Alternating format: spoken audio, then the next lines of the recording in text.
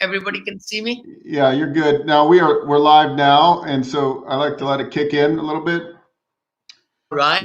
and then let me make sure we share everything here. Yeah. So it takes. It's exciting. We can make really good ones. Quite a few of these here. Oh yeah. Okay. I'm just letting some people in here. Okay, we got a couple people on already. Everybody's excited on a Friday to. Well, nobody had to commute home, so everybody's at home right now. That's for sure. So let's give it a minute here. And okay. Yes. All right. Hey everyone, we're just going to give it a minute or two. Let people get on. And okay. That's good. Turn my phone off. Okay. I wonder if we could do the screen recording with QuickTime, John. Don't worry about that. I recorded. I'll send you high res. Oh, yeah. So that's not. We can definitely get that. Sure. Oops. Okay. Let's see here. Some people are joining in now. And okay. All right.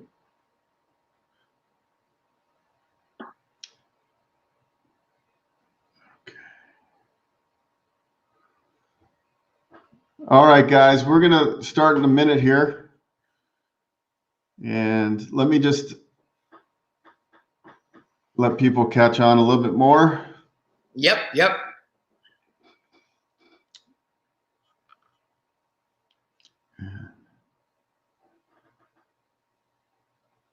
I should have shared it in your Facebook group too, Vinny. I don't know if I was just thinking, yeah, it might be there. I'm trying to look over here.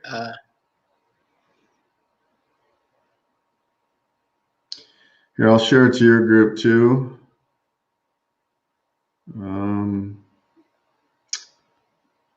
Share the group. And let me just. Yeah, I can see it right here. Cool. Okay.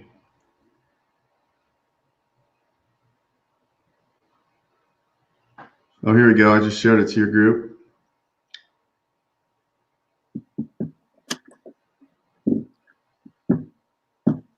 Okay. All right. Well, let's get started here, Vinny, and let people will join in as we got a good amount of people on the different channels. Yep.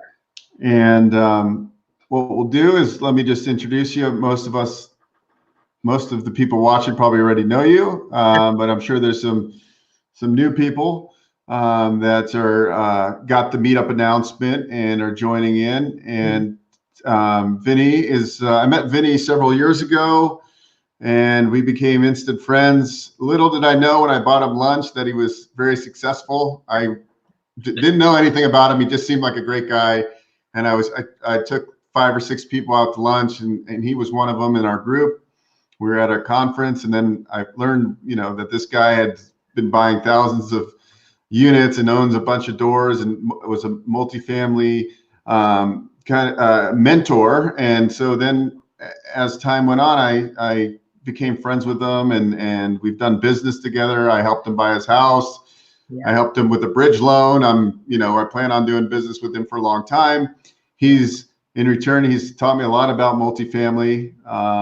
And I own smaller multifamily, and a lot of the people in our real estate investor group would fit in with me, where it's they want to step up and buy bigger properties. And maybe that's a 5 unit or a 10 unit or a 20 unit. And so Vinny's buying now 300 unit properties. So it's a little bit for the average Joe, that's a little bit hard to bite off, right? Like that, to be able to scale and to raise that kind of money to be able to buy these kind of huge properties. But you know, a 10-unit property or a 20-unit property, it's very doable.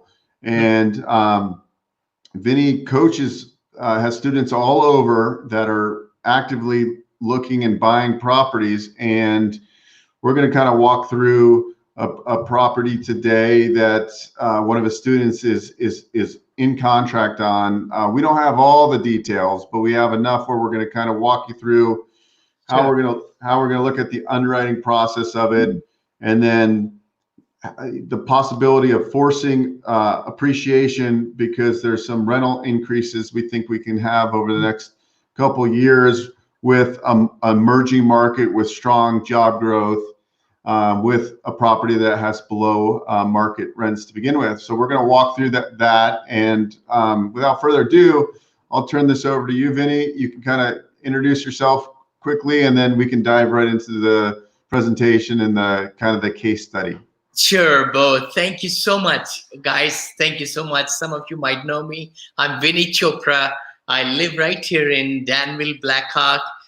We've been living in the Bay Area for 40 years, 40 years. 1980, we moved out here. And this is our 40th wedding anniversary also this year. We are very proudly, we live in the East Bay. We have been living all this time. We have 2 children, Neil and Monica. And they have grown up now. Neil went to Berkeley, Monica went to UCLA. That's how you see the name of our company as Monil. That's Monica and Neil kind of put together. And I'm the CEO of few companies right here. Investment Group, Monil Investment, Monil Management, and Hospitality, the new division we just started. And then Senior Living, and then the Academy, which is our teaching and educating branch. So, you know, we're going to talk about how to find a great 10-unit or 5-unit or, 6-unit. I'm going to kind of go back to 12 years back. Actually, when I started in this business, I didn't know anything. And, and I learned that way back when, and that's what we're going to talk about, how to underwrite it, how to find it. I'll answer a lot of questions. You might be able to put it on a text that Bo can, talk about and ask me. And then BRRRR in multifamily, where you are able to buy, renovate, refinance, resell, all the renovations we can do, your next small, appointment. So thank you, Bo, for inviting me, buddy. And let's move further. Yeah, let's go. So again, disclaimer is the strategies mentioned in this presentation may not be appropriate for everybody. Other options not mentioned may be more suitable for your situation. Past performance is no guarantee of future, even though we are not selling you anything or nothing at all. While every effort is made to maintain the accurate and the current information, possibility of error, I have to read that. Our attorneys make sure that, I'm mentioning to you it's for entertainment purposes, and I hope you get a lot out of it. But I'm not a CPA, I'm not an attorney. You will have to talk to your, advisors for that. Let's go to the next one. This is Vinney Chopra. I've been a motivational speaker all my life, actually. I've given over 11,000 speeches in my career. I joined Toastmaster, Dale Carnegie, and I've been, doing the song and dance, I say sometimes, with the lapel microphone in front of 500 people, 400 people, 1,000 people even, like that. So actually, some of you might know me on the social media. I'm in LinkedIn, Facebook, YouTube, Instagram, Twitter, TikTok, everywhere, and that's the book actually I built, I put it together. 2 years it took me to write how to buy apartments, and how I went from $7 to $250,000 portfolio and things like that. I also have 2 podcasts, Apartment Syndication Made Easy, weekly show, and also motivation, because I've been a motivational speaker, that one. And then, of course, this new book is coming out very soon, Positivity Brings Profitability. I've been a very positive person all my life. I'm also known as Mr. Smile. As you can see, I came to USA with $7 and a dream, and it's really fortunately things really worked out and so forth. I used to own a lot of single family homes, but we have sold all of them. I really believe immensely in multifamily. And look at that. I mean, in 12 years, 12 years in the crash, and it's a kind of like recession right now, there are tremendous opportunities going to unveil in 2, 3, 4 months, 6 months. So I hope you will get something out of this seminar tonight and, take that next step to get your fourplex or sixplex or 10plex. We're going to talk about a 10plex today. And I've done 28 syndications. So it means I have purchased 28. My very first property was 14 units of $180,000. And now we have purchased over $330 million worth 4,100 doors and things like that. Let's go to this one. So we have about 3 different. We also have senior living. Of course, investment group is the number one, which is the parent company, and we always have had managing our assets. Every single door we manage ourselves. We don't give it to any other company like that. This is like I did a joint venture last year. Look at that, from 180,000, I was able to, get like $52 million deal, 324 units. So don't get scared, and then we bought it also 35 million in December the 10th. So almost 87 million I purchased with Enzo Multifamily, my partners. We were together 50-50 into those deals. But also, these are my other assets I purchased in syndication and things like that, from 192, 156, all the way. We don't want to go over there because we're going to talk about my first apartment complex. We're going to talk about something similar to where everybody can really learn something and so forth. So this was my first beginning.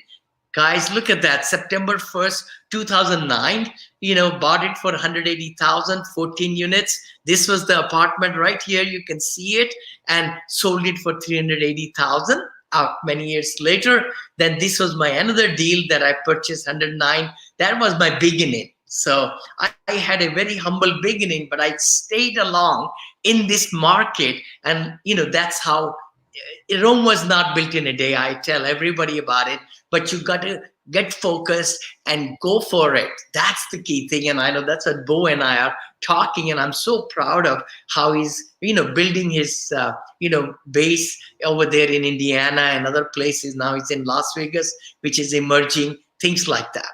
So what do we do? Just to kind of explain a little bit why multifamily, how multifamily works, locate emerging markets. That's huge, huge. Anybody listening to me tonight or later on, don't just buy a property because you found a property in your backyard or like that, and you think that it's going to be a good market. You got to look for where the jobs are. You cannot have an apartment complex and have it empty, or how would it affect if some of the employers left town or things happen. So emerging market, which is, I do a whole big seminar about just the emerging markets, how to find those pockets of places, location. That's very, very important. Locate value add multifamily dwellings. So like the 10 unit we're going to talk about today, it's something that we have figured it out that we can increase the rents by value add. And I'll share with you what value add is. Maybe charging the, water to the resident, or trash and pest control. And, many times we'll have gas also in some of the units. So we can charge bill back, it's called, or bill back utilities, RUB system, it's called. You're able to also do better interiors. If you upgrade the interiors of the apartment unit, then you can increase the rent. If it's a better interior, a little bit better, then the residents might be able to pay, more rent for it. So that's value add. We'll talk about that. Do full property inspections. Wow, huge. That's the property inspection, and due diligence is another word for it. We have to do the financial due diligence, which means what? Looking through the leases, making sure the money collected is the same that's showing up in the banks and all that. no falsification from the seller.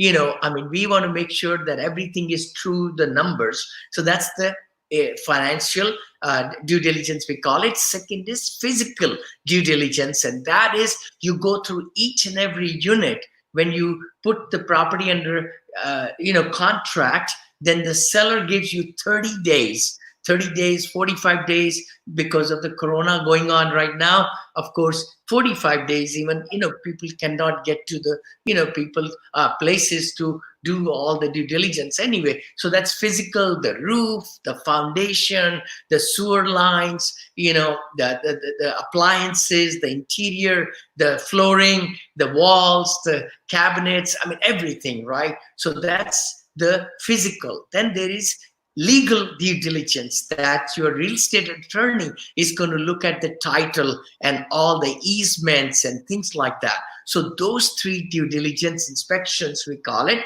are very, very important. Then negotiate contract, and place the financing. So you are able to, if you find something really different, maintenance, we call it.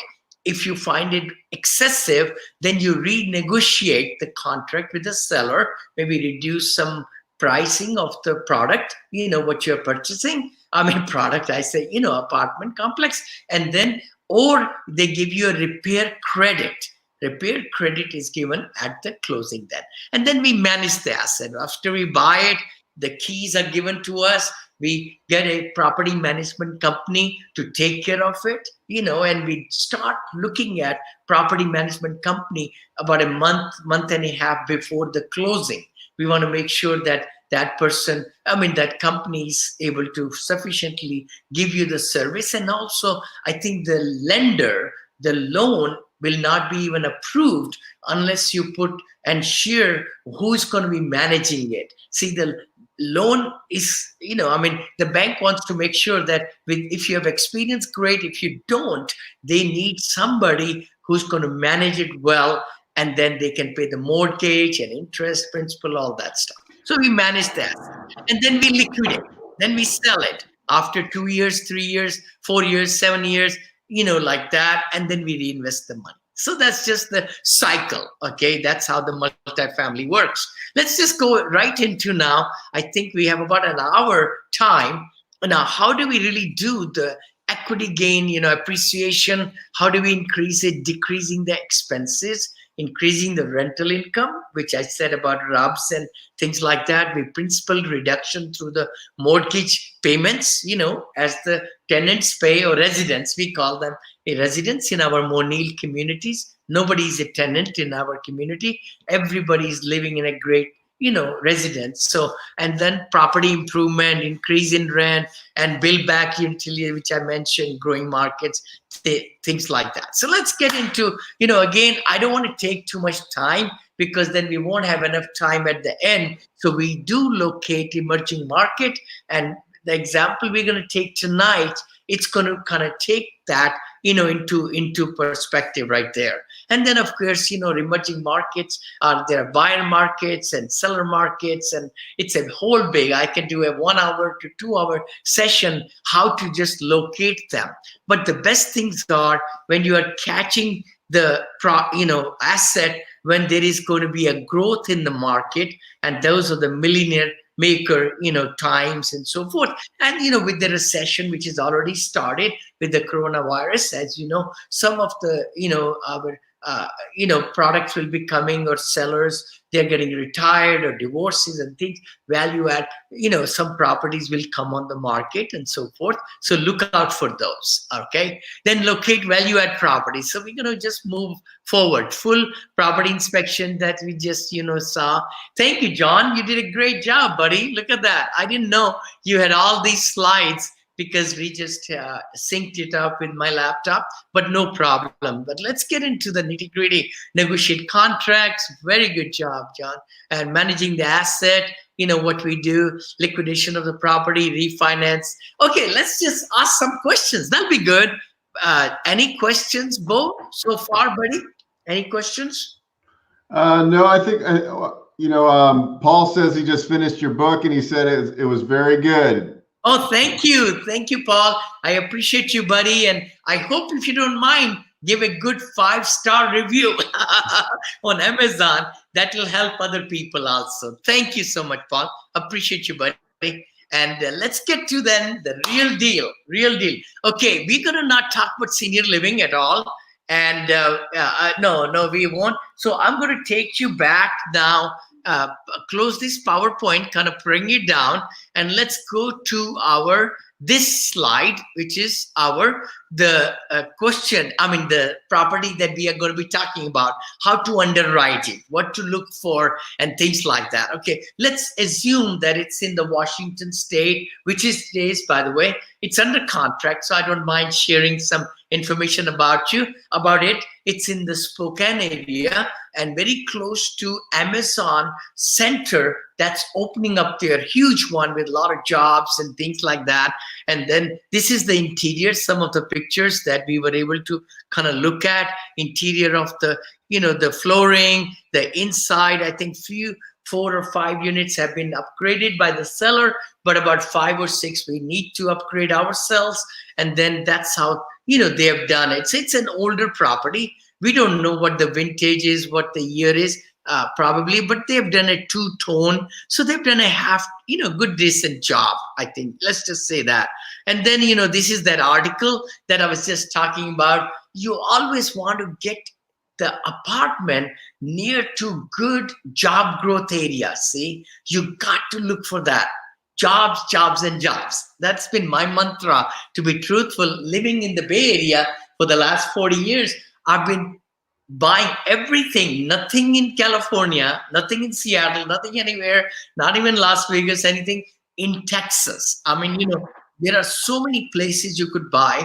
And, that's another seminar to tell you. There are 32 different locations that you could buy at and do really, really, really well at it, But the thing is, this is in Texas, in Georgia, I went now in Florida. So you can just, think about that. You could buy property away from where you live, and that can give you great returns also, like we have given to our investors and so on. Anyway, so this is one of the slides. Financial leases. Now, the seller gave us some numbers, some wrong numbers. You have to be very vigilant what you are looking at and what they are telling you and so forth. But you got to, when you're looking at a smaller unit of apartment, these are like mom and pop, see? So you got to be really vigilant, and what they're giving it to you, what they're not giving it to you, you got to ask for the information and things like that, right? So this is not too bad, when they moved in,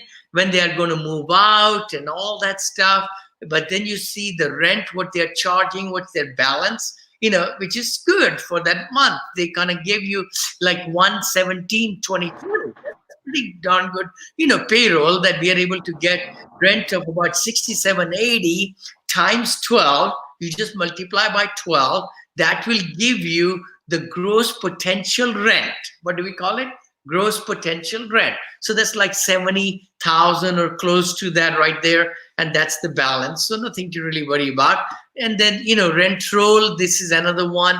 They got it from the, seller, and it shows over here what they collected for each unit, March, April, May, June, July, all the way to December. Now, don't make a mistake looking at this total and say, oh, it's for the whole year. It's not. You got to look at all the 12 months, because all the projections, everything you want to look is on the 12-month basis. How much rent you're going to get, what will be the value add, how much expenses you're going to be doing for the whole year. That's how we analyze, right? So we analyze it that way. Let's go into the simple calculator. Simple calculator. So that's Vinney, let me stop you. Let me ask you a couple questions, because I see a couple questions popping up. Yes. Okay. So this asset looks like it's like a C plus kind of asset. Yeah. Yep. Okay. Exterior, I kind of like it. And, if I could give some ideas to some of our people right there, I love the brick. I think the roof looks kind of new, but we have to check it. I love the railings. I mean, the iron railings are much, much better than the wooden railings. and also the staircase going up for the upper units, right? 5 upstairs, 5 downstairs. So it's pretty good that if it's all iron railings are good, right? Cement. And the parking lot looks all right, nothing to really, it's not cracked up that much and all. I know shrubbery is kind of, it can be nicely manicured and things like that to make it more attractive, but you could do pressure wash here. I don't know what's wrong over here. We have to kind of check it out in the due diligence, why there is some kind of discoloration or something happened or something, leaked, or maybe there is a boiler inside, how it is. And then also the underneath there, you have to look at the foundation. Yeah. So this is kind of, it looks like it was built, I don't know, the 70s or early 80s? Probably 70s. I would say 70s. I don't know if I have that information here, but I think it's in the 70s. Yeah. Okay. So on something like this, 10 units, most likely, to get a small balance agency loan as far as a takeout, if you have limited experience, you're definitely going to want to get a very seasoned property management company, because agency debt, when you go to, after you raise rents and improve the property, you're not going to be able to get an small balance agency debt if you don't have any operational experience. So like when you're buying your first couple places, you got to think about the exit. Like, okay, even if you think, well, I live down the street, I could manage it. That's not a good idea, because you're not going to get the best financing that way. Thank you, Bo. So profound. I would like to take a moment right there. A lot of my students ask me in the academy, "Oh, can I get 50 units? Can I get 100 units? What's the right number, Vinney?" I say, "What's your buying power?" Hey, it comes down to that. What's your net worth? How much is your liquidity, right? If you don't have yours, I'm telling everybody listening and watching us, then get a partner. Get somebody in your family. Get uncle or aunt or somebody who has nest egg. Like they could be, they might have it in the self-directed IRA retirement fund, or they might have cash and things like that. Make them an equity partner with you so that you both can now qualify for the loan, right? Right, Bo? Exactly. Yeah. So it's very, very important that, whatever you are purchasing, what's your buying power? And then you find out, okay, I can get a loan of this much. I'll qualify for that. And then that's about 70% loan, hopefully 70, LTV. And then the 30% is the down payment now. Do you have that down payment, the closing cost, the due diligence fee, and all that stuff, right? So let's take into this quick calculator, underwriting calculator, Vinney's. And what it is that's the seller wanted, or this number can be changed. Anything in this calculator in the yellow are to be filled by you, right? Or by me and so forth. John, Vinney, can you expand that screen, just that screen? Oh, yeah. Let me see here, if I may. And then there's also a button, and it says you can hide on the lower right side. It says stop sharing. Don't click that, but right next to it says hide. Hide. Yes. Thank you. Okay. Perfect. Oh, wow. What happened there? By hiding, let me go back to the underwriting. No problem. Oh, what happened to that? Maybe it hid that, maybe then. Is it? Stop sharing. No. Stream. Oh. I hit that. But what happened to my, okay, maybe it's this one. We got it. Perfect. So let's look at, is it pretty big? Everybody can see it? Yeah. Yeah, it's good. Oh, good. That's good. So, just like the instructions say, guys, I would love to take you here in order to quickly determine the cash on cash return and the cap rate. All you need from the broker is the T12, trailing 12. T means trailing 12 P&L. It should say also P&L, that's profit and loss statement of the 12 months trailing, and then also the rent roll. That's all you really need. After that, you could go on Zoom, you could go on, anywhere on the, Google map. And you can get the police report. You could do anything you want. on that property as you are analyzing it. This can provide you with a quick guidance on if you should go ahead into detailed underwriting, if the cash on cash return fits your criteria within your investment criteria, then you go into more detailed one, which John, my buddy, my associate, he's able to put it over here. We'll show you that also. So what truly matters is entering the net operating income and the interest rate, and that will help you determine your cash flow. And this will then provide you with your cash on cash return, and you can determine the deal is within your investment criteria right there. So let's go back here. About the symptoms of coronavirus. If you're fatigued, there is some music, aches, cough, and especially yay! breath, Is that yours or mine? That's yours. The latest information, text facts to I think it's your internet. Oh, okay. Keeping an eye on this site here in the West Plains. Hold on. My This internet. project grows in I the West apologize, guys. Amazon Holy cow. Fulfillment Center. Okay. Boom, boom, boom. Okay. There we go. And action. Okay. All right. So, the thing is, please only fill in the yellow cell, and we'll be giving this to you for free just for attending today, the seminar. You just email John, Jon, John, at vinneychopra.com. That's my website also, vinneychopra.com. And we have a lot of really good free stuff on the website, and you can really understand and learn a lot. And then again, the book, I can put a little promo on that. If you have not really gotten this book, it's in audio, a Kindle, paperback, and Spanish now. I know we have so many Spanish speaking people in the Bay Area, so it's in Spanish also. But let's go over here. So what we are doing is we are putting in yellow what might be the price, and you can change that number. This might be the offer price, or this whisper price, we call it, from the seller. Hey, I don't want to sell it until 800,000. So just put down 800,000 then,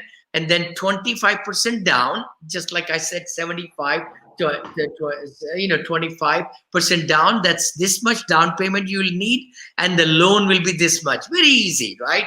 It's just Excel worksheet right there. Now, then we go to number of units. How many number of units are there? And then income per unit, which is $700 average. It's taking it right there in this case. And then gross income is 7,000. 10 times 700 is 7,000. And then monthly is here, and then annual. That's just multiplied by 12.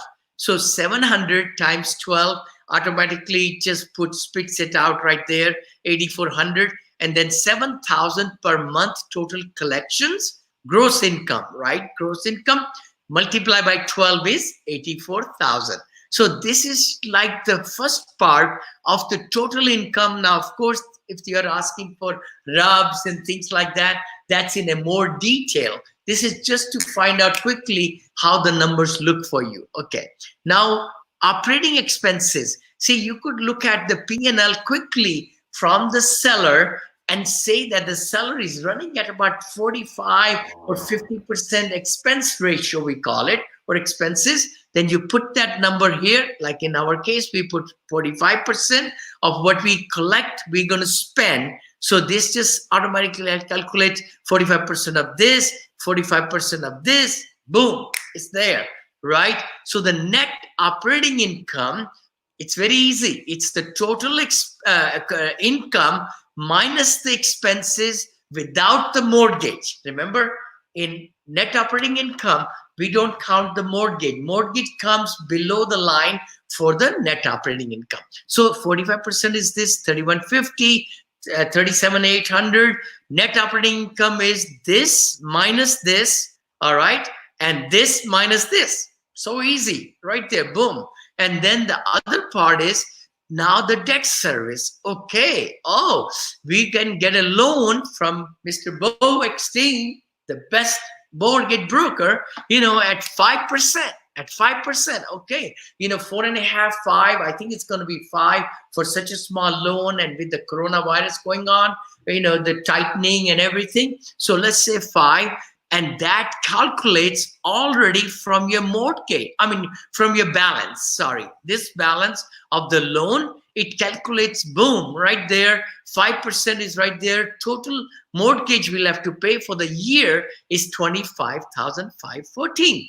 And the cash flow, what's the cash flow? It's the total income minus the operating expenses minus the debt service cost is the cash flow. That's the cash flow. We can put it in the bank and make cash flow. If somebody invested with us or something, we can share portion of the cash flow with them, things like that, right? So this is saying on an average monthly, we'll make about $1,724 cash flow, net kind of thing, and then 20,687 in full year. So what's the cash on cash return? Cash on cash return, as you see the cells, you can kind of see right there on the top, C20 divided by B4. So C20 is this amount for the year, the cash flow, divided by B4. Okay, what's B4? B4 is actually right here, the down payment. Now, we do want to say that it's just a rough approximate number that you're getting, all right? It's not the real number. Otherwise, we'll be putting closing costs and different things along with it. But just at the outset, right away, it says, hey, cash on cash of 11.34, close to, let's even say if it's 11, because if we had closing costs, which will be added to the down payment and so forth like that, legal fees and all that stuff, still can cash flow, cash on cash of 11 or 10 and a half. That's pretty darn good, isn't it? I think so. In this market, it's darn good. And then cap rate of 6.33, not too shabby, and then of course, cash flow per unit of $172 right there. And the price per unit, it calculates from the top right there. What the price is, it calculates the price at the bottom. And the debt coverage ratio, very good number. What this is, the banks look for that of 1.3, 1.25, 1.4, but it's 1.8. That means how much are you, making the, it's the ratio of the total collections. Let's just see here. Oh, sorry about that. Right over there. Come on, Vinod. Right over there. We just, I like actually my students to learn, not just blindly look into and go for it, but look for the formulas, what we have put there.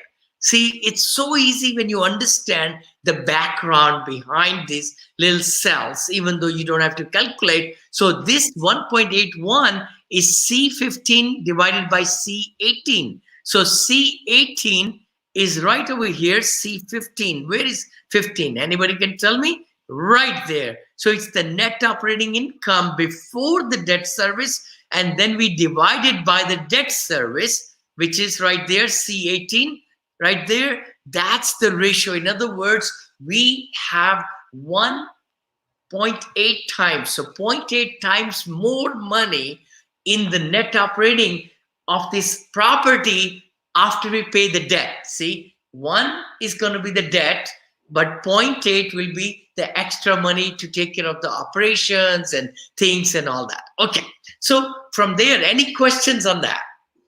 Yeah, so on the, obviously on the prior statements, is the income we're putting in there, is that the actual income or is it their pro forma income? Because actual income. You okay. got to put everything actual. I'm so glad you said that, Joe. About the thing you see, the brokers will make the property look great. They'll give you pro forma numbers. They'll get you excited and everything. No.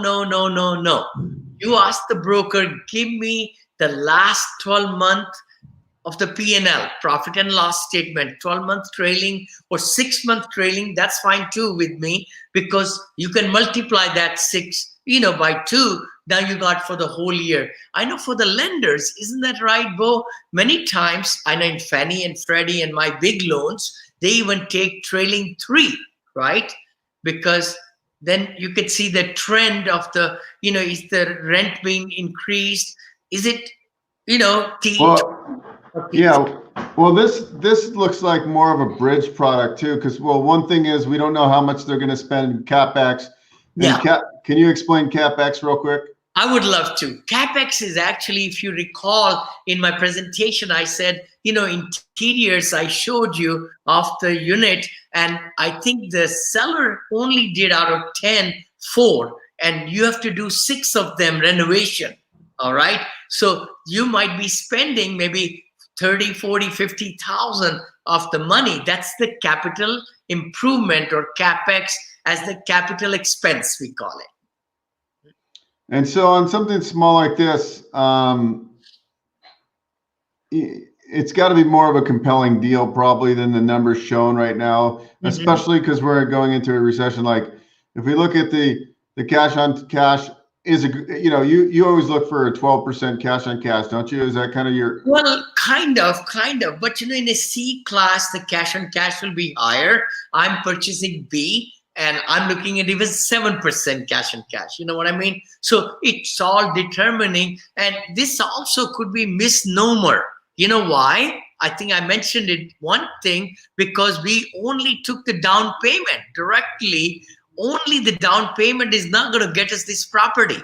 So there is a fallacy. There is a fallacy in our whole system. It just gives you rough estimate. That's why we need to go to more detailed, worksheet like the one I've designed over the last 12 years to make it really airtight, and you are not really stressed out when you're buying the property. So let's go into that. This will be a really good thing, Bo, for people to see. So there is that, the easy calculator, which is right here. After you get that 10 or 11%, cash on cash, let's go into the more detail. Now you want to spend a little bit more time looking through the numbers and everything. So let's do that. So this is the same thing. We are able to bring it 6 or 1 bedroom, 1 bath, 60% of the, clientele right there. Amenity is there, and 2 bedroom, 2 bath, 4 units. Total is 650 and 850, the square footage right there. And then monthly rent is there. Then it calculates everything and so forth. So we got almost $81,000. If this is the current rent, which I think we got it from, the people we were just, or we might have taken it as a, example to show you guys, doesn't matter. And then we are also saying the market rents in the same neighborhood for similar product of the apartment, people are willing to pay 700 and people are willing to pay 800 in our example. Okay, you got to take your real numbers. All right, so that's what it is, and that will show you what we can collect now and what we can collect when we are able to upgrade the units. Then the rent will go higher. Value add, remember, value add. So that's the number. My gosh, it's going to increase by almost like, in this example, $40,000. That's $30,000, which is darn good. But then the next part is this one. Now that can overwhelm a lot of people. I bet a lot of you are just saying, Vinney, what are you getting into here? But don't worry. I know if you look at each and everything separately, you will understand it much, much better. And I'll go over this with you right now. See, it's the same thing. It's 10 unit example. This is the 10 unit right there. Purchase strike price, we call it right there. The actual price, asking price is like, and we want to pay a little bit higher because there is demand. There is that Amazon center opening right next door. So other people might be also trying to buy the same unit. It's under contract right now and everything is going forward. So per unit price is 73. Rentable square foot. See, that's the other thing we find out. How much is the rentable square feet? We put everything in yellow. Please fill in information in the yellow colored cells only. Look at that again. Hey, See, Vinney, they actually it says LOI price, so they must have it in contract at 698,500. That's the actual maybe. Okay, there we go. Possibly, you're right. So actually, if we put that number, LOI price over here, it's going to look even much better. So let's just do this as an example. and then they negotiated it, right? And I think the corona hit too, from what I can understand. They just got it under contract, it's in due diligence, and then the seller wants to sell it. They were able to lower the price by about 37,000, seems like to me right now, 35 or 37,000. But that's pretty good. Look at this, guys. Price per square foot, including land and structure, the building and appliances and everything and cabinets and wiring and all that. We are paying $87 per square foot. Aha, that's a very good number to really keep in mind. I mean, it costs us, if we build it brand new, of course, $130, $140 per square foot. I don't know about that area there, labor costs, all the materials, but 87 dollars per square foot is pretty all right, I think, But then you look at this green. Hold on, everybody look at green right here, nothing else. This is our worksheet. This is what we do with the income, hours per unit, and the percentage of the gross scheduled rent, GSR, gross scheduled rent. It's a C property, by the way. C in a C plus neighborhood. It's 1966 built. Holy cow. Did you see that? And so the number next to it represents that it was remodeled in 94, though, right? Okay. Correct. Yeah. Correct. That's like 26 years back. It was remodeled, and the appliances might be that old, or and some might have been already changed and things like that. So that's the deferred maintenance we talk about. But let's keep it over here still, right over here. So these are our numbers. How we're going to purchase, how we're going to run the deal. All the green on this side is ours, and all the pink is sellers. Aha, look at that. Seller. These are the same things. It's just that we put the numbers here in the yellow from the seller, from their P&L, profit and loss, and all the things like, each and every category. And I'll go over that with you, each one of you right now. But this just wanted to kind of show you, this is the seller side. This is your side. This is what we are going to be paying for it. Let's go on this side. That's the market rent upside.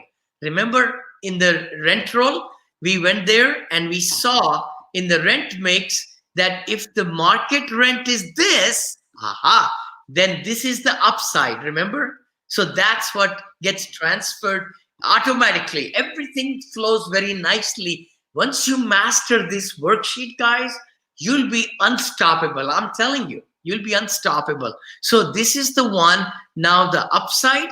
Now we go to this portion over here, the mortgage side. Look at that. This is the mortgage information. Now this is the closing cost or acquisition cost, we call it. So this whole thing is right there. So let me just kind of make it easy for you all, right? This is what we are purchasing at. This is the upside. This is how we're going to run it when we buy the green money coming in. And then this is the seller worksheet right here, sellers. And then this is our mortgage information. And this is our closing.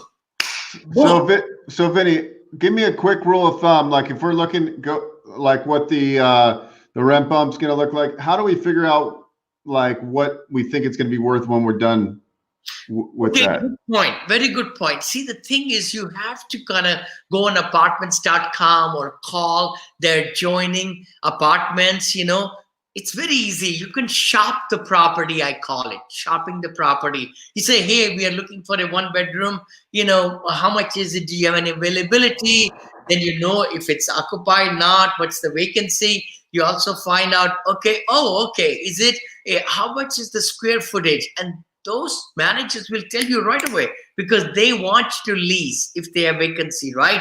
By the way, how much is the admin cost and application cost? And do I have to pay for the water and all that? So you can get all that by calling people. So actually, that's what we did over here. Just in our example, hey, this is the current rent that the seller is charging, but it's actually can be moved to 700. That's like $55 more, and then almost like, $64 more over here. So that will come, by talking to the other properties, Bo, right? So actually that's how you find what people can pay. Other a very good thing which I like to also look at is in the rental mix. Like, for example, I think we had a rent roll summary over here. I would like to see the trend. See this unit in March, same price, same price, same price, same price, same price, same price. Look at that. I mean, if there was a demand for it, if I were the owner of this property, maybe I would have asked them to increase $10, maybe every 2 months or so. You cannot do it that way. It is if it's a 6 months or 7 month lease, then you cannot increase rents. I totally understand that. But if somebody moved out, then they could have increased the rent to the market. Oh, they did do it here, guys. Look at that. That's what I was looking for. Look at this. They renovated this unit. So from 578, if I may increase the size over here so that all of you could see from 578 right here, then it was vacant, vacant, vacant. They were doing renovations, right? They were upgrading the unit. Took 3 months. Oh my gosh, that's sad, because it shouldn't take 3 months to renovate. Just the, interiors and paint and this and that, maybe 5 days, 6 days. I mean, we have done big renovations in 7 days, so that's very badly done. But look at the rent then, from 578, they are able to get it. Oh, it got vacant again. Maybe somebody who came in here and then maybe they didn't really get a good resident, and it got empty again in December. Anyway, so they're just kind of giving us the, we would like to get January, February also, what's going on with these units, right? And then of course 800, 800, 800. So there's quite a bit value add, I can tell. We'll spend a lot of time otherwise. But let's go here. Okay. So we're going to say, okay, we fill this out. I'm not going to spend much time there at all, because that's what we should be filling it in. But let's go to the categories. Categories right here. Gross scheduled rent, 100% occupied. What that means is 100% when every single unit in this 10 unit is occupied at the right rents that we are already getting it for, then what will this property bring? At 100% occupancy, 81,768. Average of 8,177, 100% of the gross scheduled rent. That's the percentage, right? Then we put physical vacancy. Is this the right physical vacancy? Means we will think that out of 10, 5% of 10 is what? 5% is only half. So actually 1%, which is like, one tenant leaving, right, is going to bring it down to 90% occupancy. So there is a fallacy here. Here we should always keep it 10, because how could you, let the resident go half? So that's something, you got to kind of think through here. Hey, 5% of the 10 units is going to be not 0.5, half the person. It's going to be 1. So we can just, right, Bo? So we're going to keep it at 10 right there. It means 1 person is empty, right? 1 unit is empty. So that's going to be 8,000. Once it's going to calculate automatically, guys. Concessions. If you have to give some concessions to get the new resident into the community, that's the number we write here. See, they gave pretty large concessions. Wow. That's telling me the demographics. Hold on.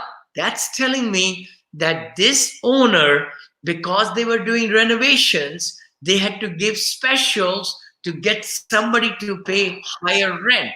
So that's a whole different chapter. I mean, I can teach you so much to look through the rent rolls and the underwriting, the P&Ls, to even the best of the best properties are not the good properties to buy, and walk away and things like, anyway.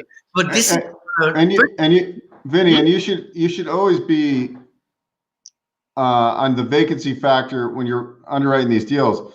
You should never go, what the standard is, because I mean, you want to underwrite this to cover your ass. Yes. That you want to be able to know that, like, if coronavirus comes, Yeah.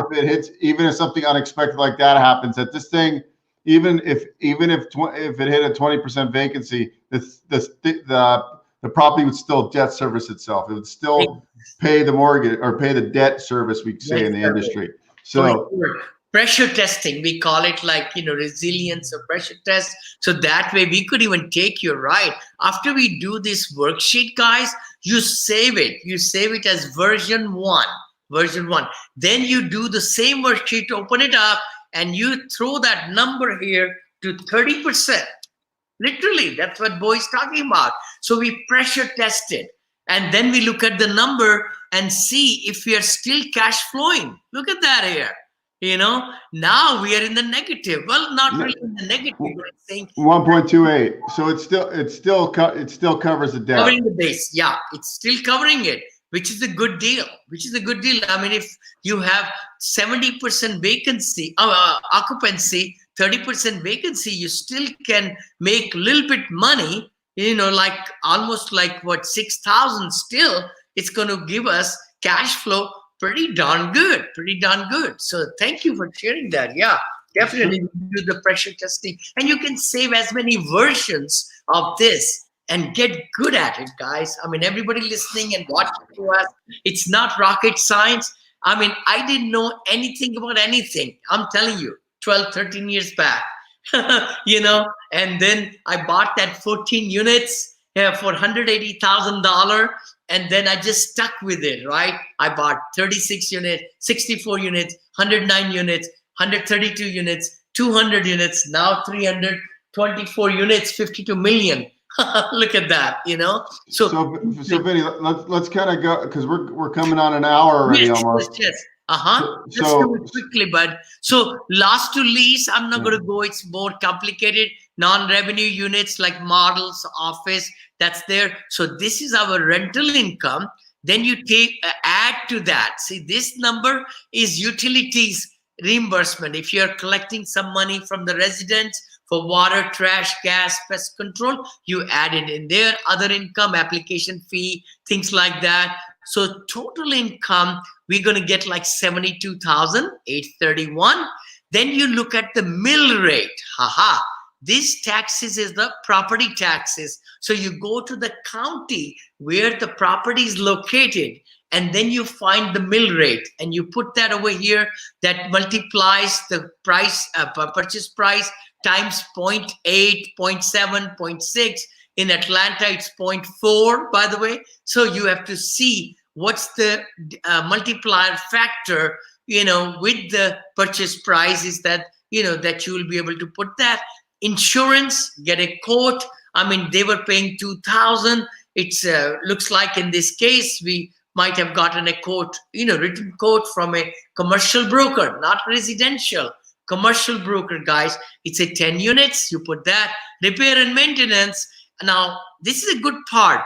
All this is put into 10% management fee. So this buyer, if we are the buyer, we're going to pay $7,283 to the management company. Just like Bo said, you have to have a good management company if you don't have any track record, even to qualify for the loan. So 10%, that's this one here. Utility bills, I mean, you can't really reduce. It may be same unless you teach them. So that's 10,000. Then contract service, I think they're going to take care of everything. Payroll, it's 10 units only, right? So they will not charge you any payroll. Then leasing, you need to talk to the property management company. What are your charges for leases? Sometimes they charge half a month rent and all. Then we have to, put some more money as expense. But just for the sake of our thinking, okay, we got 27,000, this expenses, net operating income is 44,000. Then we capex, that's what, Bo was talking about, right? Hey, let's put $300 times the number of units, 3,000 per year for the rainy days, right? Boiler goes out, or there is a roof leak or something, or appliances go off. You have to buy that, right? So that's the money there.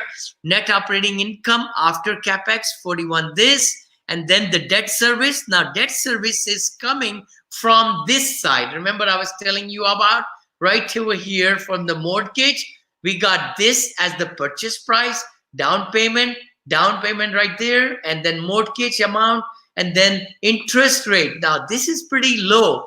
We should actually put 5%, let's say. Maybe I think the people who are buying it, they are getting this 3.88 before Corona, so which is good. We could leave that there for the heck of it. I think I just took it out. It was 3.88, but you have to look at what is the going rate and everything. I'm not going to mess it up. Now, this also calculates, by the way, interest only payments for us. My calculator does that. And then closing cost, you could change the yellow numbers, 1.76. It calculates a loan points, yellow. Wherever yellow is there, you just pack it in. It's very good. And then if you're doing syndication, legal fees, real estate fee, maybe 10,000 might need. And then this over here, capex reserve, capex repair budget, you need 277,000. Guys, this calculator is so good. It's a little bit time consuming, but you will not buy something and feel sad after you did the numbers. Oh my gosh, I missed that. I missed this. We really value this whole calculator. It took me long time to do it. And not only that, it does projections. I can share with you quickly. And then look over here. It does everything for you. Management fee if you have, asset management, cash on cash, total before right there, cash flow, cash on cash, returns 7.49, debt coverage ratio. And then it splits also if you have equity partners, investors with you like Class A, you give them 70% for their giving you the money to buy this property. See, you may not have any money, but you have your uncle or aunt or friends who will loan you give you the money, invest and become a partner with you as limited partner. You are the Class B manager side partner. So you'll walk away with $6,223 every year, and you give them $14,520 right there. I just want to maybe go into a couple of things over here. We have not done this here at all. So, what it is that you take the numbers from here. Oh, there it is. Yeah, you can increase the rent. So in this calculator, which is more comprehensive, you could increase the rents by each year, whatever percentage. You could do vacancy up and down, concessions, loss of lease. I mean, everything is intertwined. You change one yellow thing, it changes everything for you. And it gives you projection very quickly right there at the bottom. How is this property doing? Look at that. All the way down to capital reserves, net operating income, how it's going to go up, and then managers cash flow, what you're going to be making, how much you'll be giving to the investors, and then the equity gain. Wow. So you also can figure out here how much it's going to sell in 5 years. It calculates back all the returns and everything. This doesn't, I think some numbers may not be right, some assumptions, but at the same token, I'm just looking at maybe there is like management fees fine, actual cap rate is fine, cap rate at resale 6.5. Yeah, that's pretty much. So maybe the problem is we have not really given the more 5-year projection. We are not thinking we can increase the rents that much or something. Anyway, so this is just an example to show you. I mean, people can still get 9.51% per annum. Maybe some people will like to invest. Usually we look at this number as 10, 12, 13%, with the cash flow and the equity gain. Okay. So let's kind of take it back. It's somebody's, they've done a couple of houses. Now they're stepping in, they're buying this 10-unit property, and they gotta raise the down payment of 182 plus capex plus yada, yada, yada. It's $277,000. Right. let's say my LLC has this property in contract and I don't have the $277,000. So I go to a financial friend, a money partner like yourself, and I say, Vinney, here's the deal. This is the way I underwrote the deal. This is where I expect the rents to be in 3 years. And at year 3, because you're putting the money up, I'm going to keep you in as a partner, but I'm going to pay you back your $277,000 at year 3 or 4, based on rent escalations. Because basically, you can go back to your simple calculator and put in the new gross rental income, correct? Right? Because that's essentially what we want to see is when can I pay my investor back? Surely. Based on our numbers of bumping up and bringing in more income from this property and managing it tighter, like you don't want to keep your money with me forever. You want to be paid back. And so how do I figure out, based on those assumptions that they've given us, where the value would be in, say, year 3 or 4 or 5? Very good point. Very, very good point. It's called, there is a tab right down there called equity return on resale, right? Equity return on resale. In this portion of the calculator, extensive calculator, that's what it is. I put it together like NOI, net operating income, at the end of fifth year. So what we are saying is the NOI is going to be 58,809, and the cap rate at the exit will be 6.5%. 6.5%.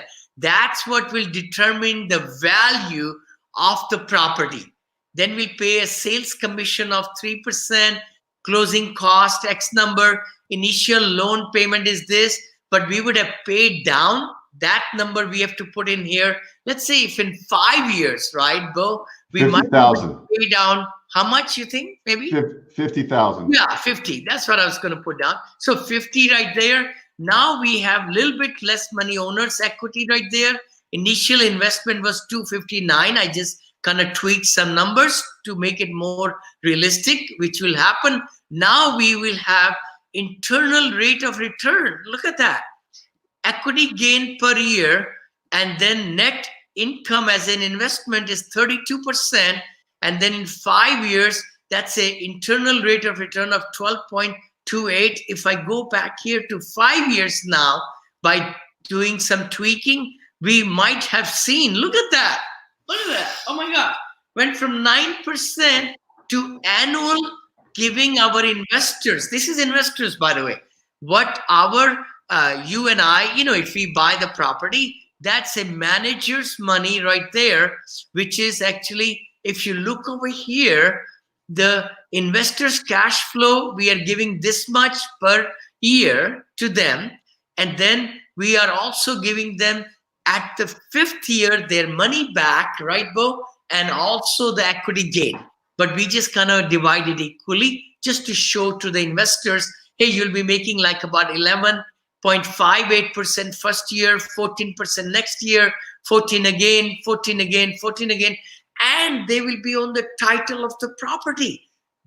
They're going to give you loan or money to invest in it legally. The lawyers are going to put them, you will qualify for the loan, but they will be equity partner with you because they brought in the money for you, right? So I guess we want to point out there's multiple ways to purchase these properties. There's obviously the friends and family route where they put money into an LLC alongside you, and it's not a syndication. It's a small group. It's like a joint venture, right?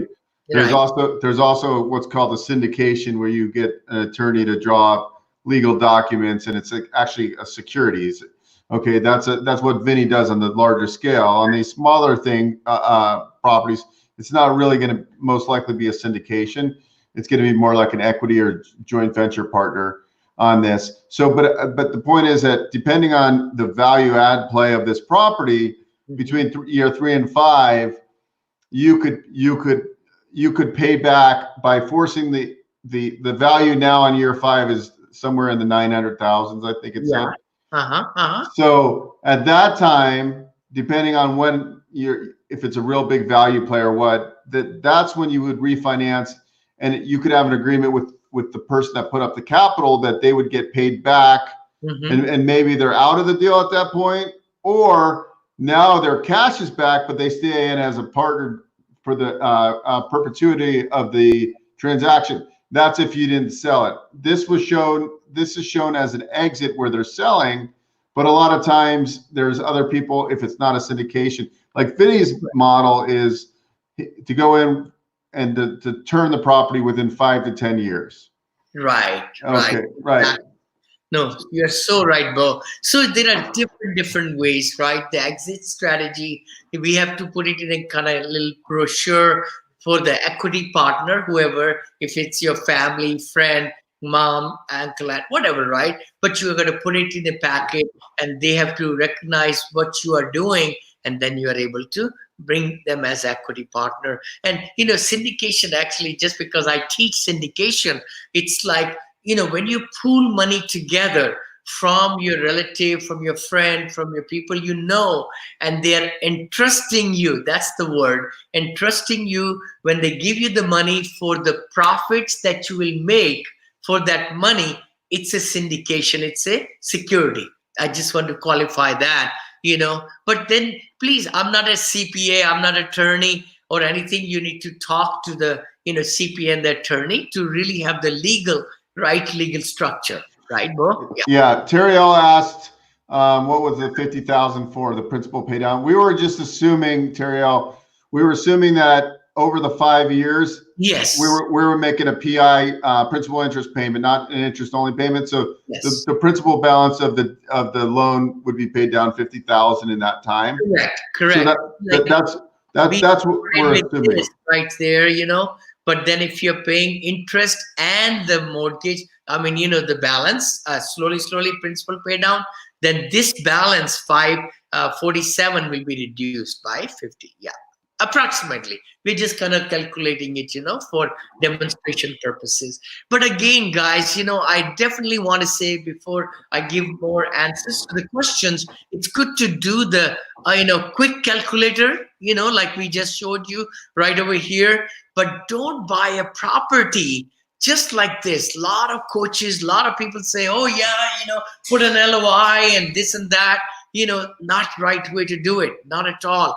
Because you'll get stuck with some numbers, some things that are not true in this one right there, right? So you want to really do quick, dirty, calculator 3 minutes right there. If the numbers look a little bit respectable, then you join, and go into this rental mix, put that in there. And, the more you do it, guys, it's going to become second nature to you. It's not going to be that threatening to you at all. And it took a lot of time and effort to design this whole thing. And that's what I bought, $330 million worth of things. If you look at my, Dropbox, when you're buying $52 million property or a $40 million loan, you got to make sure that you're doing things right? Yeah. So, thank you so much for joining. And it's such a pleasure, Bo. And thank you for inviting me. Any questions, some of the audiences might have? So Terry L said, I love your deal analyzer, very comprehensive. If you send an email to John at JON at, is it Vinney? What's John's email? JON, John at VinneyChopra.com. That's our website also, guys. And if you don't mind, we will give you the, the quick calculator for free for sure. We do sell because it costs us money to make the big one. We usually sell for $297, but we'll be giving it like for $97 for all the participants who are here tonight. We'll be able to give you, it's yours, and you can make as many copies of it for your underwritings and all. Please don't give to other people and charge money, but $97 only. Do you have a tutorial video with the calculator? Oh yeah. It comes with 4 videos kind of explaining the whole thing, and also it's got just very good examples already filled out, the empty one. So you will be very, very happy that you made that $97. It's not that we are going to get rich on it, but just so that you use it. See, if I give it for free, some people will say, oh, it's a piece of crap, right? So that's why we are just giving $200 off. My academy, we sell it for a lot more. Yeah.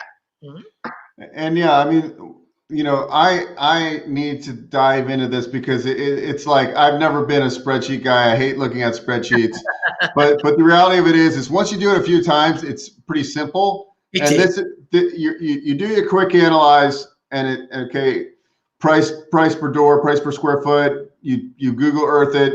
It's in an emerging market you want to be in. There's job growth. And then you move to phase 2. After you do the initial 20-minute look at it, right. After 20 minutes, you either know you want to look at it or you don't. And most of the time, you don't want to look at it, so you don't waste your time doing John at VinneyChopra.com. Yeah, that's right, Terriel. Terriel wants the calculator. Sure. No problem. No, thank you so much, Bo, for inviting me, buddy, and love to come back and give more value to your esteemed people. And a lot of these people are right in the Bay Area. I live in Black Hawk, right here, Danville, and just enjoy 40 years we've been living here. So if you have any other questions, and you might even, maybe think about if you're really sincere about, crushing it in real estate and multifamily investing, you may like to join and go through my courses. I've lectured so many courses in my online academy, and I do master coaching, also group coaching. I call it on Wednesdays, 2 hours, and we have hundreds of hours of recorded sessions and things like that. So if anybody's interested, you could just text the word learn, LEARN, learn, to 474747. That's an easy way also to reach John. Or best is also to just email John, JON at VinneyChopra.com, and look at Facebook Live, all these different things we do, Bo and I do, and and a lot of podcasts that you saw every week. We are coming out with great materials. I just interviewed my syndication attorney, Gene Trowbridge. He's the father of syndication in USA. And he's been my, attorney for getting me started. I owe a lot to him. And then also Ted Lozano, I just interviewed him, my CPA, real estate CPA. He's just dropped so much bombs or, information, amazing strategies, tax strategies, things like that. And hey, I want to really give you, Bo. I mean, Bo gave me $8.5 million loan in 15 days closing. 15 days, guys. Nobody could do it. He did. My other brothers couldn't do it. So thank you, Bo. And you represented, you bought us this Black Hawk home in the country club. I appreciate that. You are just a great friend. You're welcome. And it was interesting. I'm just going to tell a quick story and then we can go. I got to go eat dinner, and I'm sure everybody else does. First of all, you should plug in all these things that we're doing for people for free. We do a morning show on motivation. Yes. And especially because you're all at home. But today, yesterday evening, I got a text from a friend of mine. He said, "Oh, my client's trying to buy this property, and his loan didn't work." So, boom! I said, "Send me the information." I literally got the information last night. By this morning, I have an LOI already out for him. He had 2 lenders drop the ball. He's buying a triplex. Wow. And he's going to fix it, and then he's going to refinance and keep it. And like right now in our world of hard money lending, a lot of the money's gone. But I have connections because I've been doing it for 20 years.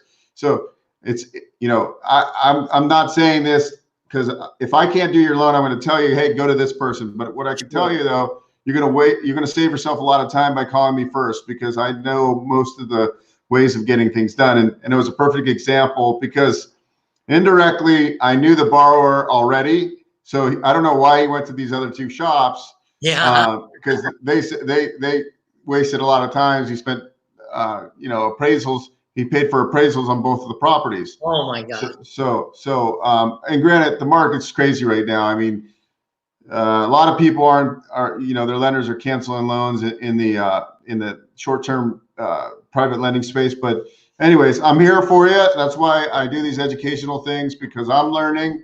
It's a little bit of greed for me because I'm learning at the same time. I get to hang out with guys, but that's what we want to do. We want to keep educating ourselves. So eventually we have enough doors in our life, enough units where we can go and, like Vinney, you work really hard, but you also travel really hard. I mean, the guy's, he's like gone like half the year, right? Like you don't really need to work anymore, and you just enjoy it. And you know, I'm giving myself like 2 years from today to build the cash flow up so I can, or the reoccurring revenue.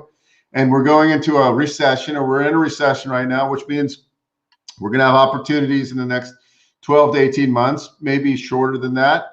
And there's opportunities right now anyways, because people always need to sell, and and they always need to sell at a discount. And anyways, thanks, Gloria. Gloria said, thanks, Thank you. Thank you so much. Jeff, thank you, Jeff. Thank you, everybody, for coming in. Vinney, thank you for spending the last hour and 20 minutes. Oh, my pleasure. My pleasure, Bo. Thank you, guys, everybody, and who'll be watching it even because it'll be out there. So thanks so much for spending time with us tonight.